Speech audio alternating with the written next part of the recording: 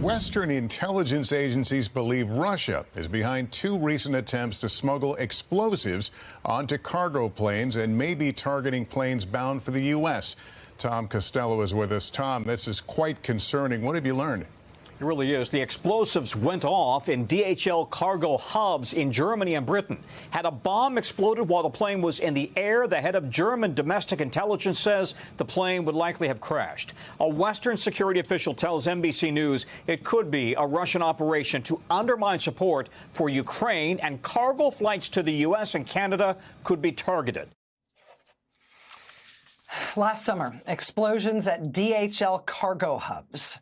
They were not accidents. They were not isolated incidents. They were part of what European and American officials described as an expanding campaign of Russian sabotage, including arson in the UK and the Czech Republic, attacks on pipelines and data cables in the Baltic, and tampering with water supplies in Sweden and Finland. Earlier last year, the U.S. also helped Germany interrupt an alleged Russian plot to assassinate an executive at a German arms manufacturer that supplies arms to the Ukrainian military. But those cargo bombs on those DHL planes, even with all that other stuff, when the DHL planes started having bombs on board, U.S. intelligence officials said they were a Russian test run to figure out how those devices could get aboard planes bound for the U.S. And as such, that was a frightening new escalation for American officials. The idea that that sabotage campaign could be coming here.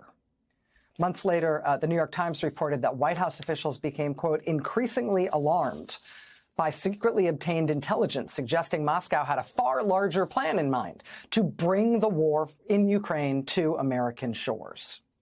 President Biden dispatched his national security advisor and the CIA director to send a series of warnings to Putin's top aides. The core of the warning was that if the sabotage campaign led by Russia created mass casualties in the air or on the ground, the U.S. would hold Russia responsible. They didn't specify what that response would be, but they made it clear they would take the shadow war between Washington and Moscow to new levels. So that was last year. A new in-depth study of Russia's sabotage campaign finds that the number of Russian sabotage attacks in Europe nearly tripled between 2023 and last year, after quadrupling the year before that. Reporting on that, here's how the New York Times put it, quote, anger at Russia's sabotage efforts has the potential to influence European reactions to the U.S.-led push for an end to the war in Ukraine. Prime Minister Donald Tusk of Poland noted in a social media post on Monday that Lithuanian officials had confirmed his assessment that Russia was responsible for a series of fires in shopping centers in Warsaw and Vilnius. Mr. Tusk wrote, quote, good to know before negotiations. Such is the nature of this state. The message to countries supporting Ukraine has been that Russia can impose costs and increase them. So we had this very big scare last year with not just this sabotage campaign rapidly escalating in Europe, but it appearing to start to target the United States. Yesterday, we get data that Russian sabotage attacks in Europe quadrupled one year and then tripled the year after that. Well, now today we get this from Reuters. U.S. suspends some efforts to counter Russian sabotage as Trump moves closer to Putin. Quote, several U.S. national security agencies have halted work on a coordinated effort to counter Russian sabotage, disinformation, and cyber attacks, easing pressure on Moscow as the Trump administration pushes Russia to end its war in Ukraine. The effort involved at least 7 national security agencies working with European allies to disrupt plots targeting Europe and the United States. Since Trump took office, much of the work has come to a standstill. Reuters cites 11 current and former officials here. I'll tell you what Reuters, that Reuters did ask the Kremlin what they think about this reporting. Quote, Kremlin spokesman Dmitry Peskov said the Trump administration was trying to get rid of everything ineffective, corrupt, and implausible. Something he said was, quote, understandable. Joining us now is one of the reporters on that story, Reuters national security correspondent Erin Banko. Ms. Banko, thanks very much for being here and for getting this scoop. I appreciate the chance to talk with you about it. Yeah, thanks for having me. Is the United States pulling back from anti-Russian sabotage efforts Because they don't believe they're happening, or because they believe that the efforts are ineffective? What's the rationale on the U.S. side for cutting back on these efforts?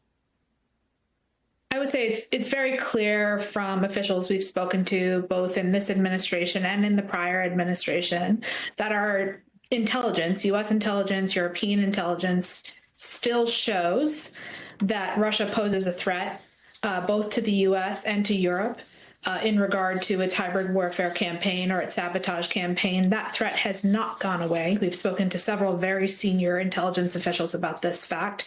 This intelligence has been circulated as recently as last week here in the U.S. and in Europe. But it's very clear from the conversations we've had over the last month or two that this administration does not view the countering of Russia's hybrid warfare campaign as a priority. This was a very high priority for the prior administration, a program they stood up in 2024 to, across the interagency, track, combat this campaign both in Europe and potentially in the U.S. And a huge part of that was coordinating with Europe. So that included everything from sharing intelligence to drawing up strategies for trying to counter Russia's campaign. So it was a massive priority for the Biden administration, and something Biden officials briefed Trump officials on right before they left, urging them to continue this program. The sabotage that Russia has been accused of, their efforts, mostly have been documented in Europe. There is this very worrying case on the record in terms of them targeting parcel bombs that were on planes, potentially to be bound for the United States. What do you understand about the balance of, the balance of how much heavy lifting was being done in this effort by European nations versus by the U.S.? Presumably, the Europeans are going to still be trying to counter this stuff because they've been bearing more of the brunt of it. With the U.S. withdrawing, how much harder is their work going to be? Yeah, that's a really good question. Local law enforcement in many of these countries are leading the way in terms of investigations looking at some of these sabotage acts. But I should note it's not just sabotage acts. It's not just arson attacks we're talking about here. We're talking about everything from arson to influence campaigns and political elections to cyber intrusions. And a huge part of what the U.S. did under Biden was shared critical intelligence on not only the unfolding sabotage plots, but on what was going on in the cyberspace as well. And so what happens when the U.S. pulls back or deprioritizes something like this is that the coordination in terms of intelligence sharing then gets lost. I should note that there's no evidence that sort of the systematic intelligence that gets shared from the U.S. and Europe has ceased, but there was this coordinated effort by the White House, in particular, the National Security Council, the FBI, DHS, where a lot of those conversations were happening. That is no longer. And so when the U.S. pulls back from something like that, you lose a lot of not only the coordination, but the intelligence as well. Reuters national security correspondent Erin Banco, thank you very much for this time. I know this is very difficult reporting in this sector of government operations. It's really valuable. Thank you for helping us understand it. Thanks for having me.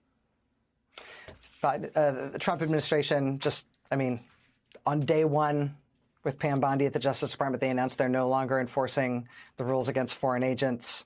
They no longer are going to enforce efforts by Russians to evade sanctions. They announced at the Defense Department that they're standing down cyber command operations against Russia. And now we have this reporting from Reuters that they're no longer going to try to counter Russian sabotage efforts that have included assassination attempts and arson and package bombs targeting the United States originating in Europe. It's all pointing in one direction, right?